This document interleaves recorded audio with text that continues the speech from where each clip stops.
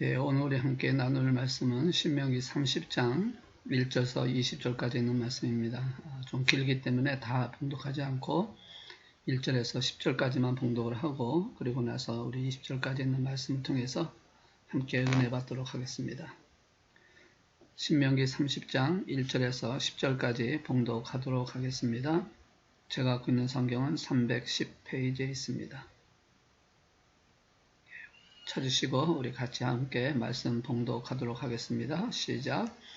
내가 내게 진술한 모든 복과 저주가 내게 임함으로 내가 내 하나님 여호와로부터 쫓겨간 모든 나라 가운데서 이 일이 마음에서 기억이 나거든 너와 내 자손이 내 하나님 여호와께로 돌아와 내가 오늘 내게 명령한 것을 온전히 따라 마음을 다하고 뜻을 다하여 여호와의 말씀을 청종하면 내 하나님 여호와께서 마음을 돌이키시고 너를 긍휼히 여기사 포로에서 돌아오게 하시되 내 하나님 여호와께서 흩으신 그 모든 백성 중에서 너를 모으시리니 내 쫓겨간 자들이 하늘가에 있을지라도 내 하나님 여호와께서 거기서 너를 모으실 것이며 거기서부터 너를 이끄실 것이라. 내 하나님 여호와께서 너를 내 조상들이 차지한 땅으로 돌아오게 하사 내게 다시 그것을 차지하게 하실 것이며 여호와께서 또 내게 선을 행하사 너를 내 조상들보다 더 번성하게 하실 것이며 내 하나님 여호와께서 내 마음과 내 자손의 마음의 할례를 베푸시어 너로 마음을 다하여 뜻을 다하여 내 하나님 여호와를 사랑하게 하사 너로 생명을 얻게 하실 것이며 내 하나님 여호와께서 내 적군과 너를 미워하고 핍박하던 자에게 이 모든 저주를 내리게 하시리니 너는 돌아와 다시 여호와의 말을 청청하고 내가 오늘 내게 명령하는 그 모든 명령을 행할 것이라.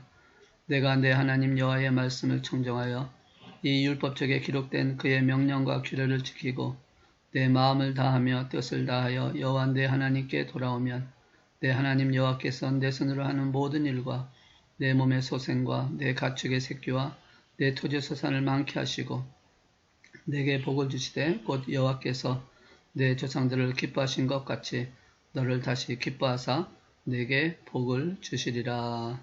아멘. 잠깐 한번 기도하겠습니다. 모든 것의 주관자이시며 말씀이신 하나님 아버지, 오늘도 3일 저녁 또 이렇게 말씀을 나누기 위해서 모였습니다. 우리가 대면으로 하진 못하지만 그래도 우리가 영상으로 말씀을 들으며 또한 말씀을 통해 주신 하나님의 음성을 듣게 하셔서 저들의 삶 속에 하나님의 기쁨이 있게 하시고 또 말씀대로 순종함으로 말미암아 하나님이 주시는 복과 은혜 속에 형통하는 역사가 있는 귀한 삶이 되게 하여 주옵소서.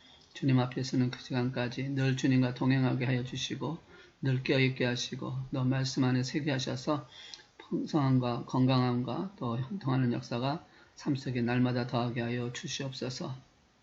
부족한 종입니다.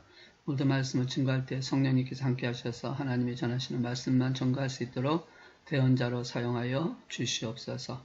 주께서 이 모든 일을 이루실 줄로 믿고 감사드리오며 우리 주 예수 그리스도의 이름으로 기도드리옵나이다. 아멘. 할렐루야. 여러분 한 분 한 분을 사랑하고 또 축복합니다. 우리가 이렇게 대면으로 하지 못하고 수요일날, 금요일날 이렇게 영상으로 여러분들과 만나게 돼서 참 마음이 아프고 벌써 이렇게 꽤 오랜 시간을 같이 이루고 있습니다. 그러나 이제 또 속히 모든 일이 회복되어서 또 얼굴을 대면하는 시간이 속히 오리라 믿고 우리가 그런 마음을 가지시고 소망 가운데 기쁨 가운데 기다리면서 오늘도 말씀을 통해 주신 하나님의 음성을 들으시기를 주의 이름으로 축복합니다. 계속해서 우리 수요일날 저녁에는 신명기에 대한 말씀을 나누고 있습니다. 신명기의 주제는 결국 이렇게 볼 수가 있겠죠. 하나님의 명령을 잘 듣고 순종하라. 그리하면 내가 살고 약속하신 그 땅에 들어가 복받을 것이다. 그래서 이 말씀을 선포하고 또 명령에 순종하면 복, 불순종하면 저주받을 것을 분명히 경고하고 있는 말씀이죠. 그게 바로 신명기 28장에 보면 더 정확하게 나타나 있습니다. 신명기는 1장부터 34장까지 세 번의 설교를 통해서 기억하라 라는 말씀을 중심적으로 하고 있다는 것이죠. 하나님께서 어떻게 하셨는지, 또 하나님께서 어떻게 할 것인지, 또 하나님께서 어떻게 하는 자에게 어떤 결과를 가져하실 것인지를 계속 말씀하면서 너희가 이 말씀을 기억하라, 너 하나님을 기억하라 하는 말씀이겠죠. 그러니까 하나님의 어디까지 여기까지 인도하셨던 하나님, 또 하나님 행하셨던 그 모든 일들을 기억해서 결과적으로 무슨 말씀합니까? 잘 살고 번영하고 땅을 얻을 것인데, 그런 가운데 있을 때에 우리가 참 조심해야 될 것이 하나 뭐냐면, 바로 이제 하나님이 인도하심을 통해서 가나안 땅에 들어갔을 때, 그곳에서 풍성함을 누리고 그랬을 때에 혹시라도 교만과 불순종으로 원망할 수 있고, 또 멸망할 수 있고, 또 그렇게 함으로 인해서 하나님과 관계가 멀어질 수 있다라는 것을 기억을 하라는 것이죠. 그래서 여기서 질문을 하는 것이 바로 그것입니다. 인생 사는 것이 과연 쉬우냐, 힘든 것이냐라는 것이죠. 신앙생활 하는 것이 어떤가, 쉬운가 하는 것입니다. 어떻게 하면 인생이나 신앙생활 어렵지 않게 쉽게 하고 즐겁게 할 수 있을까? 비결은 무엇일까? 어떤 일을 쉽게 지겹지 않게 즐겁게 할 수 있는 방법이 원리가 있다라고 볼 수가 있습니다. 지금 우리가 신명기에 있는 말씀 통해서 하나님이 약속하신 가나안 땅에 들어갔을 때에 그곳에서 하나님 말씀대로 잘 지키고 또 하나님 말씀대로 또 순종하면서 신앙생활을 쉽게 할 수 있는 방법, 쉽게라보다는 잘할 수 있는 방법이라고 볼 수 있는데, 그렇게 하려면 몇 가지 원리가 있습니다. 첫째는 그 하는 일에 대해서 익숙해져야 한다는 것이죠. 같은 일을 반복하다 보면 숙달이 되고 숙달하다 보면 습관이 되어집니다. 그렇게 되면 그 일을 하는 것이 어렵지 않게 되죠. 바로 자신의 습관에 대해서 편안하게 할 수 있다는 것입니다. 그래서 그 일에 익숙해져야 한다는 것을 볼 수 있고, 또 쉽게 우리가 또 즐겁게 또 편하게 라고 한다는 개념을 본다면 그 일이 반드시 좋아해야 한다는 것이죠. 똑같은 일이라 할지라도 내가 좋아하면 힘들지 않습니다. 그러나 내가 좋아하지 않는 일은 힘이 들게 되어 있죠. 그리고 그 일은 반드시 내가 해야 할 일임을 깨달으면 어렵지 않습니다. 이것은 내가 해야 되는 일이다 라고 생각한다면 그것이 그렇게 힘들지 않다라는 것이죠. 선택의 여지가 없다면 사실상 어떻습니까? 쉬운 거 어려운 거 그게 무슨 상관이겠습니까? 선택의 여지가 없는데. 그러면 또 할 수 있다라는 것이죠. 그리고 그 일이 내가 사는 길임을 안다면 또 열심히 할 수밖에 없지 않습니까? 잘되고 복받는 길이라고 한다면, 또 이것이 내가 살아가야 되는 가장 유일한 길이라고 생각한다면 왜 열심히 안 하겠습니까? 왜 그 일을 하지 않겠습니까? 하나님 우리가 기쁘게 즐겁게 신앙생활을 하기를 원하신다는 것이죠. 이런 원리로 우리가 신앙생활 할 때도 억지로 하지 말고 기쁨으로 해라고 말씀하는 것입니다. 억지로 하기 싫은데 하지 말고 좋아서 즐겁게 기쁨을 하라는 것이죠. 그러니까 우리가 신앙생활도 누가 하라고 해서가 아니라 나 스스로 예수님을 따라가고 하나님 말씀에 순종하는 헌신하는 삶을 살기를 원하시고 계신 하나님이시다라는 것이죠. 그래서 이사야를 부를 때 하나님께서 이렇게 부르지 않습니까? 누가 우리를 위하여 가서 우리가 누구를 보낼까라고 그렇게 이사야를 부르신다라는 것이죠. 물론 하나님의 계획은 이사야의 선택의 과정을 통해서 이루시려고 하신 것이죠. 부활의 예수님이 베드로에게 찾아오셔서 선택하게끔 자유의지를 통해서 그 일을 스스로 택할 수 있게끔 3번의 질문합니다. 네가 나를 사랑하느냐? 네가 나를 사랑하느냐? 그랬을 때 베드로가 사랑한다고 얘기했을 때, 주님은 사랑한다고 얘기했을 때 내 양을 먹이라, 내 양을 치라, 내 양을 먹이라 라고 그렇게 말씀을 하고 있다는 것이죠. 그러니까 하나님은 우리에게 억지로 하지 말고 기쁨으로 즐거움으로 하라고 원하고 계시고 또 그렇게 이끌어 가신 하나님이시라는 것이죠. 모세가 모압 평지에서 이제 마지막 고별 설교를 합니다. 말씀에 순종하고 하나님만 섬기라고 요구를 하고 있습니다. 그러나 이것이 순종은 강요하는 것이 아니라 스스로 하나님께 순종하기로 선택하라고 하는 말씀이고 경고이고 권면이기도 하다라는 것이죠. 자, 그것을 조금 더 구체적으로 한번 살펴보겠습니다. 1절부터 10절까지 오늘 읽으신 말씀 속에 보시면 결국 무엇을 말씀하고자 하는 것일까? 다시 돌아오라 라는 말씀을 하고 있습니다. 모세는 이스라엘 백성들이 목이 곧은 백성이요 장래를 염려하게 됩니다. 왜냐하면 그들이 애굽에서 나와서 이 모압 평지까지 오는 과정 속에 일어났던 그 모든 사건을 봤을 때 그들은 목이 곧은 이스라엘 백성임을 알았습니다. 은혜가 있었고 능력이 있었고 하나님의 성령의 인도하심이 있었음에도 불구하고 그들은 조금만 일해도 원망하고 불평했던 것을 본다면 그들은 목이 곧은 백성이다. 그렇기 때문에 분명히 가나안 땅에 들어가게 되면 얼마 못 가서 하나님을 떠나서 우상 숭배하는 자가 되어줄 것이다. 이것을 알고 있는 모세, 또 이것을 알고 계신 하나님께서 그 하나님 마음을 아프시게 할 것을 통해서 모세를 통하여 하나님의 말씀을 하고 있죠. 특별히 신명기 9장 4절에서 5절에 있는 말씀을 통해서 보시면 그것을 분명히 증거를 하고 있거든요. 신명기 9장 4절에서 5절에 있는 말씀을 제가 봉독합니다. 내 하나님 여호와께서 그들을 내 앞에서 쫓아내신 후에 네가 심중에 이르기를 내 공의로움으로 말미암아 여호와께서 나를 이 땅으로 인도해 들여서 그것을 차지하게 하시다 하지 말. 이 민족들의 악함으로 말미암아 여호와께서 그들을 내 앞에서 쫓아내심이라. 네가 가서 그 땅을 차지하면 내 공의로 말미암며 내 마음이 정직함으로도 말미암며 이 민족들의 악함으로 말미암아 내 하나님 여호와께서 그들을 내 앞에서 쫓아내심이라. 여호와께서 이같이 하심은 내 조상 아브라함과 이삭과 야곱에게 하신 맹세를 이루려 하심이니라. 그러니까 지금 이스라엘 백성들이 가나안 땅에 들어가서 가나안 땅을 정복하게 되었던 것들을 분명히 그들은 목이 곧은 백성이기 때문에 이렇게 생각할 수 있다는 것이죠. 우리의 공의로움 때문에 그렇다. 우리의 의로움과 정직함 때문에 하나님이 허락하신 것이다. 그러니까 우리가 이 모든 것을 하게 된 것이다 라고 하는 하나님의 은혜요, 하나님의 역사가 아니라 그렇게 생각하고 그렇게 교만해진다는 것이죠.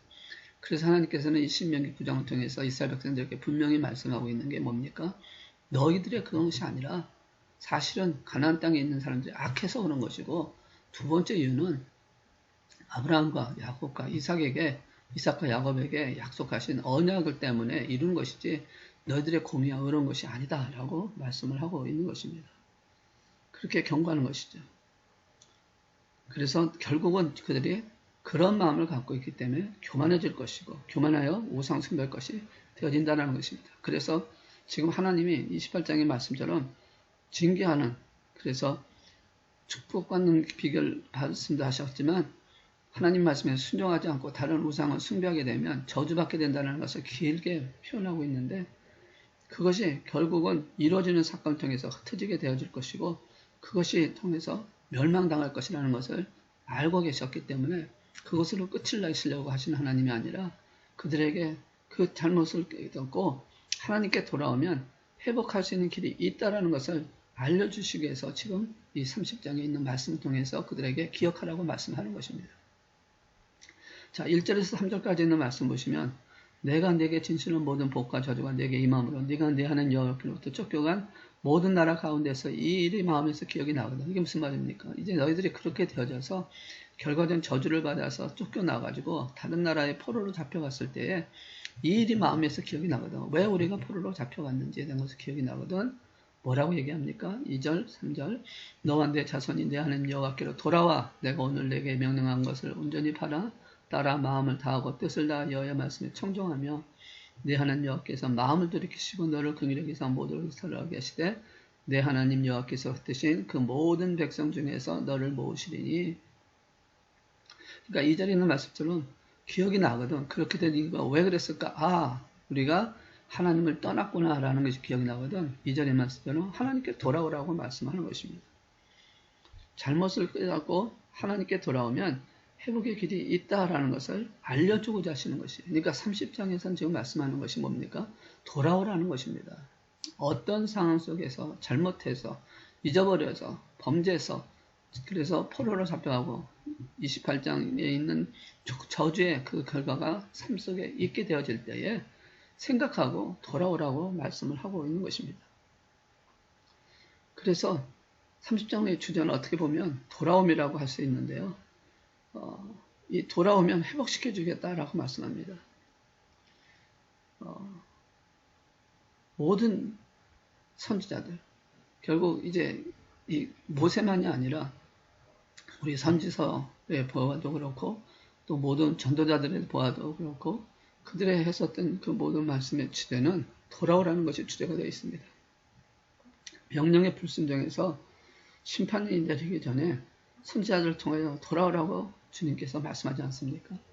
이스라엘 백성들에게 계속해서 강조하는 게 우리가 사사기를 통해서도 마찬가지고요. 선지를 통해서 마찬가지고 하나님께로 돌아오라고 말씀하는 것입니다. 그런데 결국은 어떻습니까? 언약을 어기고 경고의 말씀을 무시했을 때 멸망할 수밖에 없었다는 것이죠. 예수님께서 이 땅에 오셔서도 하시고자 하셨던 가장 큰 것은 바로 죄인들을 불러 회개시킴으로 말미암아 하나님께로 돌아오게 하시고자 하는 것이었습니다. 그런데 우리는 어땠습니까? 하나님의 아들이요 다윗의 자손이요 죄송합니다. 유대 땅에 오신 예수님을 거절하지 않습니까? 오히려 핍박하고 십자가에 매달려 못 박혀 죽게 하셨습니다. 이때 예수님의 메시지가 끝나고 나서 그 다음에 사도 베드로의 메시지도 그렇고 사도 바울의 메시지도 그렇고 모든 제자들의 메시지가 무엇이었습니까? 바로 그것이었습니다. 십자가에 죽으신 예수님을 믿고 회개하고 돌아와 구원을 받으라는 것이었습니다. 돌아와 죄인들을 향하여 돌아와서 하나님을 만나라고 하는 것, 예수님 앞에 세워지라는 것이 이것이 성경 전체에 흐르는 내용이고 또한 그것이 우리에게 말씀하고 있는 내용이기도 하다는 것이죠. 그러니까 결국 뭡니까? 하나님의 간절한 사랑의 고백이라는 것이죠. 돌아오라는 것은 죄인들을 향한 또 한 번의 기회를 주시는 것이고 이것은 곧 하나님의 우리를 사랑하시는 인류를 사랑하시는 하나님의 모습이라는 것이죠. 동시에 하나님의 공의로우신 하나님이시기 때문에 죄에 대하여 저주 심판당하셨지만 회개하고 돌아오면 이 모든 죄를 용서하고 덮어주시는 그래서 다시 복과 은혜를 주시겠다고 하시는 하나님의 말씀을 말씀하고 있다는 것이죠. 그러니까 죄를 졌을 때 그에 대한 대가는 분명히 치불하십니다. 그러나 하나님의 사랑이 있기 때문에 돌아오시면 돌아오게 하시는 것이 하나님의 사랑이라는 것을 말씀하고 있죠. 그래서 돌아오기만 하면 하나님은 용서하신다는 것입니다. 하나님은 한 번의 범죄와 넘어짐으로 인하여 최종적인 판단을 내려서 그에 대한 결과를 정하시는 분이 아니라 다시 돌아오라는 것이죠. 그게 바로 1절 3절에 있는 말씀을 통해서 우리에게 말씀하는 것입니다. 다시 돌아와 믿음을 회복할 것을 기대하고 기다리고 계시는 하나님이십니다. 그런데 이스라엘의 모습은 어땠습니까? 계속해서 범죄를 범하고 돌아오지 않았다는 것이죠. 40년의 훈련을 기간 통해서 그들은 여전히 연약한 존재인 것을 하나님이 아셨습니다. 그래서 하나님께서는 새로운 명령이라기보다는 한 가지를 더해 주신 게 순종하면 복이요 불순종하면 저주지만 그러나 한 가지 그 결과로 인해서 혹시라도 불순종으로 인해서 멸망의 길로 가고 떨어졌을 때에 이 말씀을 생각하고 회개하고 돌아오면 다시 받아주시겠다고 하시는 이 말씀을 주신 것입니다. 이 말씀을 잘못 이해해서 그럼 우리도 죄를 지었다가 돌아가면 된다라고 하는 것이 아니라 그럴 수밖에 없다는 것이 아니라 당연하게 죄를 범한 것을 용서해 주겠다는 것이 아니라 비록 그들이 범죄했을지라도 다시 돌아오게 되어지면 받아주실 수 있다라고 하는 것을 말씀하면서 즉 사랑으로 또 사랑하시어 기다리겠다라고 하는 그런 것을 말씀을 통해서 살 수 있는 길을 만들어 놓으신 명령이라는 것이죠. 그런데 그냥 봐주시는 것이 절대 아닙니다. 죄를 졌는데 그냥 봐주시는 것이 아니라 조건이 있는데 바로 그것이 회개입니다. 회개에 조건이 있다는 것이죠. 그 회개 조건은 세 가지를 말씀하고 있습니다. 하나는 자기 죄를 깨달아야 합니다. 1절에 보시면 기억나거든요. 이 일이 마음에서 기억나거든. 이렇게 된 것은 기억난다고 하는 것은 내가 순종하지 못했구나라는 것을 깨닫게 되는 것이죠. 깨달아야 된다는 것입니다. 하나님을 떠나는 그 자체가 죄라는 것을 알아야 된다는 것이죠. 그리고 두 번째는 하나님께로 돌아와야 한다는 것입니다. 2절에 있는 말씀 보시면 내 재산인 내 하나님 여호와께로 돌아와라는 말씀이 있습니다. 그러니까 회개의 조건은 하나님께로 돌아와야 한다는 것이죠. 죄를 깨달았다면 하나님께로 돌아와야 하는 것입니다. 삶의 방향이 하나님께로 돌려져야 한다는 것을 말씀합니다. 또 회개 조건은 세 번째로 돌아와서 어떻게 합니까? 여호와의 말씀 청종하여 내 하나님 여호와께서 마음을 돌이키시고 명령에서 온전히 따라 마음을 다하고 뜻을 다하여 여호와의 말씀을 청종하라는 것입니다. 다시 말하면 새로운 삶을 시작하라는 것이죠. 말씀을 청종하라. 얼굴만 마음만 하나님께 있는 것이 아니라 하나님께로 걸어가야 한다. 행함이 있어야 된다는 거죠. 우리가 누가복음 15장에 보시면 탕자의 비유가 나옵니다. 이것이 굉장히 중요한 예화인데 이 예화를 통해서 바로 회개의 조건을 말하고 있습니다. 어떤 것이 회개냐? 이 탕자가 하나님을 떠나는 모습을 아버지를 떠났던 모습을 이스라엘 백성들이 하나님을 떠났던 것과 그리고 인간이 하나님을 떠나 있는 자의 모습을 통해서 볼 수 있습니다. 탕자가 자신이 갖고 있는 유산으로 받은 그 많은 재산을 자기를 위해서, 자신의 목적을 위해서, 자신의 욕망을 위해서 사용하고 행하다 이제 모든 것이 다 떨어져 버립니다.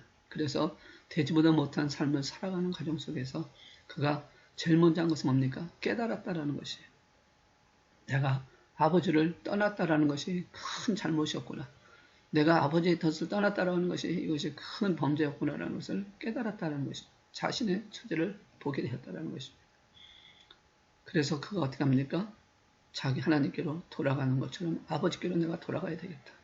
내가 아버지께로 돌아가서 살아야 되겠다. 우리 아버지 집에는 그래도 그렇게 먹을 것이 있고 풍성함이 있는데 내가 잘못했구나. 그래서 아버지께로 돌아가야 되겠다고 하면서 돌아와야 한다라고 하나님께로 아버지께로 가야 된다라는 것을 알게 되고 그 마음을 갖게 됐다는 것이죠. 그게 제 회개의 모습이라는 것이죠. 회개의 결단이라고 과정이라는 것입니다. 우리가 하나님께로 돌아가야 되겠다고 하는 것을 느껴져야 한다는 것입니다. 내가 죄인구나. 나는 이렇게 살 수 없는데 내가 하나님께로 가야 되겠구나. 이스라엘 백성들이 돌아가야 되겠구나 하는 것이 생각될 때 그리고 마지막으로 하는 것은 뭐냐면 그 새로운 삶을 시작하기 위해서 움직여야 한다는 것입니다. 아버지께로 걸어갔다는 것이죠. 얼굴만 마음만 보여준 게 아니라 행동으로 옮겼을 때 그것이 바로 회개의 조건이 되어져서 그걸 통해서 하나님 역사를 이루어 가셨다는 것이죠. 그래서 회개가 되어지면 회복이 이루어지게 되어 있는 것이 당연한 것입니다. 자, 회복의 단계는 어떻습니까? 3절에 있는 말씀 보시면 내 하나님 여호와께서 마음을 돌이키시고 너를 긍휼히 여기사 포로에서 돌아오게 하시니 내 하나님 여호와께서 드신 그 모든 백성에게서 너를 모으시리니라고 말씀합니다. 하나님이 그 마음을 바꾸십니다. 마음을 돌이키신다라는 것이죠. 마음을 바꾸셨어요. 하나님의 마음을 바꾸셨어요. 하나님께서 마음을 바꾸셔서 회복의 단계를 만들어 가신다는 것이죠. 그러니까 내 마음을 바꾸고 돌아오면 하나님도 마음을 바꾸셔서 너를 긍휼히 여겨주신다는 것이죠. 그리고 또 어떻게 합니까? 하나님께 다시 돌아오게 한다는 것이죠. 돌아오게 하신다. 너를 긍휼히 여겨서 포로에서 돌아오게 하신다. 돌아오셔서 나를 모시고 이것을 것이라고 말씀하고 있다는 것이죠. 그러면서 5절에 있는 말씀 보시면 기업을 회복하게 하십니다. 너를 내 조상 차지한 땅으로 돌아오게 한다. 기업을 회복하게 하시고 더 발성하게 하시는 역사를 만들어 간다는 것이죠. 그리고 6절에 있는 말씀 보시면 새 마음을 주신다. 새 생명을 주신다. 너로 생명을 얻게 하실 것이며 라고 하는 말씀처럼 새 마음과 새 생명을 주신다는 것이죠. 죄로 인해서 욕망으로 인해서 어두웠던 그 마음을 새롭게 하셔서 정말 하나님이 원하시는 그 아름다운 모습으로 이루신다는 것이죠. 우리가 에스겔서 36장 26절을 보시면 순종과 기쁨으로 통해서 하나님께서 뭘 말씀합니까? 새 영을 너에게 주고 새 마음을 너에게 가득게 되어서 너희 육신에서 굳은 마음을 제거하고 부드러운 마음을 줄 것이다 라고 말씀합니다. 하나님께서 새 마음과 새 생명을 주신다는 것이죠. 그뿐만 아니라 7절과 8절에 있는 말씀을 통해서 너의 대적을 물리쳐 주실 것이다 라고 말씀을 하고 있습니다. 죄의 세력을 물려주신다는 것이죠. 이렇게 하나님께서 회복시켜 주신다는 것입니다. 모든 복이 회복되어진다는 것이죠. 그래서 중요한 것이 뭡니까? 하나님께로 돌아가는 것입니다. 하나님의 마음으로 하나님께 돌아가는 것이 바로 회개라는 것이죠. 돌아옴과 돌아섬이 없이 원래의 삶, 현재의 삶, 나중심의 삶에서는 결코 회복할 수 없습니다. 하나님과 상관이 없는 지금의 방식을 고집하면 하나님의 복을 기대할 수 없다라는 것입니다. 여러분 물론 하나님께로 가는 길 좁은 길입니다. 세상적인 관점에서 보면 편하고 재미있는 길이 절대 아닙니다. 그러나 참 행복의 길이요 생명의 길이요 이 길이기 때문에 우리는 달려가야 한다는 것이죠. 만약에 예수님을 믿고 있지만 변화가 없다면 아직 돌아옴이라는 전환의 과정이 없었기 때문이라고 볼 수 있습니다. 왜 예수님을 안 믿어? 왜 예수님을 따르지 않을까요? 그것은 인간이 갖고 있는 그런 마음, 인간이 갖고 있는 어떤 욕망을 놓치고 싶지 않기 때문에 새롭게 변화되기를 원치 않기 때문에 세상과 단절되는 것을, 세상과 고립되는 것을 두려워하기 때문에 하나님께로 가지 못한다는 것이죠. 예수를 안 믿게 된다는 것입니다. 그러나 우리가 예수님을 믿게 되면 이 모든 것에서 자양을 받게 되어진다는 것이죠.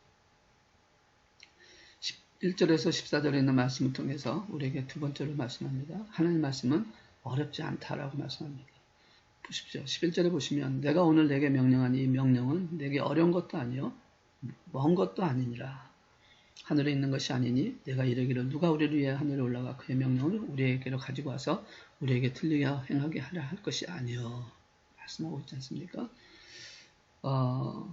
이제 또 하나의 질문이 왜 그럼 이스라엘 백성들이 하나님 말씀에 순종하지 않고 죄를 범하느냐라는 것이죠. 하나님 말씀이 그만큼 지키기가 어렵고 힘든 것이라서 그럴까요? 아니면 하나님이 지킬 수 없는 말씀과 계명을 주시고 지키라고 하는 것일까요? 하나님 말씀대로 하나님의 뜻대로 사는 것이 과연 쉬운 것인가요? 어려운 것인가요? 만약에 쉬운 것이라면 왜? 어려운 것이라면 그 이유가 무엇일까요?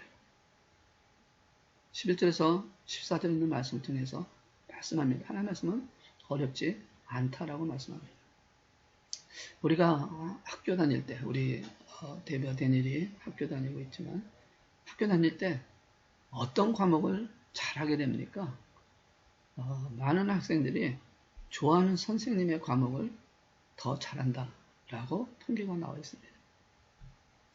어떤 선생님의 말씀은 더 잘 들을까요? 무슨 선생님? 아니면 나를 사랑하시는 선생님. 그렇죠. 사랑하는 선생님의 말을 더 잘 듣게 되어 있습니다. 왜 그렇습니까? 사랑하기에 즐겁고 사랑하기에 순종하기가 쉬워진다는 것이죠. 하나님 말씀이 어려운 것이 아니다. 왜? 말씀을 배우고 하는 것이 어렵지 않기 때문이라고 말씀합니다. 왜냐하면 말씀이 멀리 있어서 알 수 없거나 힘들게 가르쳐 주고 가르쳐 줘야 하는 것이 아니기 때문에 그렇다는 것이죠. 말씀이 멀리 있어서 알 수 없게 아니라 말씀은 가까이 있다. 어느 정도 가까이 있느냐? 14절에 보니까 오직 그 말씀이 내게 매우 가까워서 내 입에 있다라고 말씀하고 있습니다. 내 입에 있을 만큼 가깝다.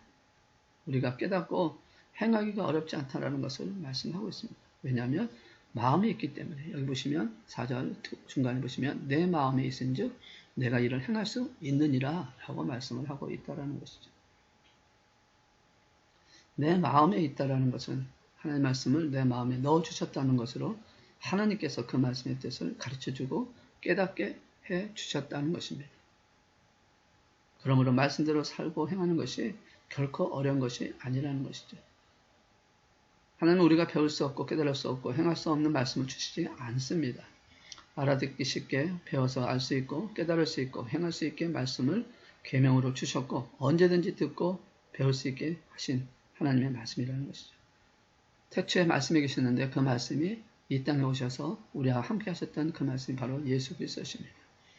그래서 예수님이 육신이 되어서 이 땅에 오셔서 우리에게 직접 말씀하셨고 그 말씀이 이제는 부활하시고 승천하심으로 또 다른 부에서 성령으로 우리 안에 계셔서 깨닫게 하고 하나님 뜻을 가르쳐 주신다는 것이죠. 그리고 하나님의 뜻대로 기도할 때 기도할 수 있도록 도우시고 순종할 수 있도록 능력도 주신다고 말씀을 하는 것입니다.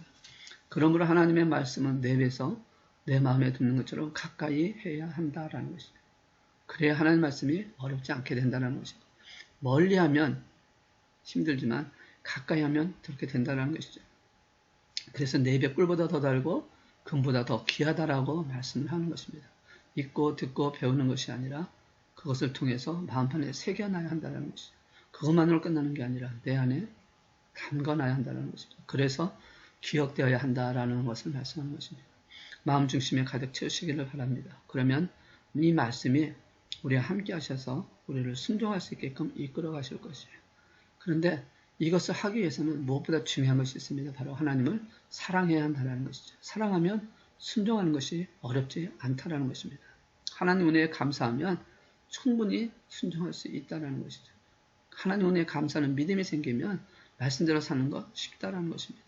하나님께 순종하는 것이 내가 사는 길이요 복받는 길이요 깨닫는다면 왜 순종하지 않겠냐는 것이죠.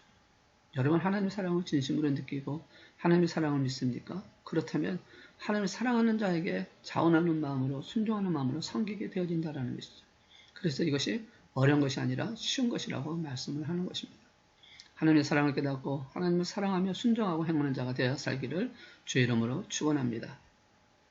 자, 우리 앞에는 두 가지 길이 있다고 15절에서 20절에 말씀을 하고 있습니다. 하나는 생명의 길이요 또 하나는 사망의 길이다. 이 생명의 길은 복의 길이요 또한 축복의 길이요 은혜의 길이다. 그러나 사망의 길은 무엇입니까? 화의 길이다 라고 말씀합니다. 자, 15절에 있는 말씀 보면 보라 내가 오늘 생명과 복과 사망과 화를 내 앞에 두었다 라고 말씀합니다. 하나님 말씀에 순종하는 길과 순종하는 길지 않는 길이 있다라는 것이죠. 순종하면 살고 복받고 또 불순종하면 죽고 저주받는다라는 뜻이죠. 하나님 우리 앞에 이 두 길을 두셨습니다. 그래서 순종하면 살고 순종하지 않으면 죽는다. 자, 그러면서 뭐라고 말씀하냐면 선택을 하라고 말씀합니다. 물론 이 선택은 하나님의 섭리 안에서 모든 것이 이루어지겠지만 그 안에서 이루어지는 순간순간의 과정 속에는 우리들의 선택에 따라서 이루어지는 사건을 하나님이 허락하고 계시다라는 것입니다. 그래서 선택은 누가 하느냐? 바로 내가 하는 것이다. 하나님은 선택을 강요하지 않지만 그러나 그 선택에 대한 결과는 책임을 져야 한다라고 말씀합니다. 어떤 길을 선택하겠습니까? 사는 길을 두고 망하고 죽는 길을 일부러 선택할 사람은 없을 것입니다. 만약에 그렇다면 그 사람은 어리석은 사람이죠. 우리는 어떤 길로 가야 합니까? 19절에 있는 말씀 보면 내가 오늘 하늘과 땅을 불러 너에게 증거를 삼느라 내가 생명과 사망과 복과 저주를 내 앞에 두었은즉 너와 내 자손이 살기 위하여 생명을 택하고 라고 말씀하고 있습니다. 하나님 말씀에 순종하는 것이 내가 사는 길이요 나와 내 후손이 사는 길이다. 그렇다면 반드시 우리가 살 수 있는 생명의 길, 순종의 길을 선택하는 것이 옳은 것이라는 것이죠. 그러면 왜 하나님께 순종해서 생명의 길, 복된 길로 가는 것이 어려운 것일까요? 바로 우리의 믿음이 흔들리기 때문에 그렇습니다. 진리에 대한 확신, 하나님의 약속에 대한 확신이 흔들리기 때문에 생명의 길, 복된 길로 가는 것을 어렵게 생각한다는 것이죠. 20절에 있는 말씀 보시면 내 하나님 여호와를 사랑하고 그의 말씀을 청정하며 또 그를 의지하라. 그는 내 생명이시오 내 장수이시니 여호와께서 내 조상 아브라함과 이삭과 야곱에게 주리라고 맹세하신 땅에 네가 거주하리라 라고 하는 그런 놀라운 축복의 역사를 만들어 주심에도 불구하고 왜 흔들리느냐? 결국은 자신이 갖고 있는 욕심 때문에 일어나는 사건이라고 말씀을 하는 것입니다. 하나님이 주신 대로 살지 않고 더 많이 가지려고 더 빨리 얻으려고 욕심을 갖게 되면 그것이 바로 고집이 생기고 하나님의 방법이 아닌 자신의 방법대로 하여 숭숭하게 되어진다는 것이죠. 그러므로 우리가 어떻게 해야 할 것이냐? 하나님과 온전히 하나가 되어야 한다라고 말씀합니다. 자, 다시 한번 20절 보시면 여호와를 사랑하고 그의 말씀을 청정하며 그를 의지하라 라고 말씀합니다. 바로 이 세 가지가 오늘 우리에게 말씀합니다. 무슨 말입니까? 간격을 두지 말라는 것이죠. 하나가 되는 연합하라는 것입니다. 남편과 아내가 한 몸이 되는 같이 연합을 하라는 것이죠. 연합하기 위해서는 믿음이 있어야 합니다. 의심하지 말아야 됩니다. 확신해야 합니다.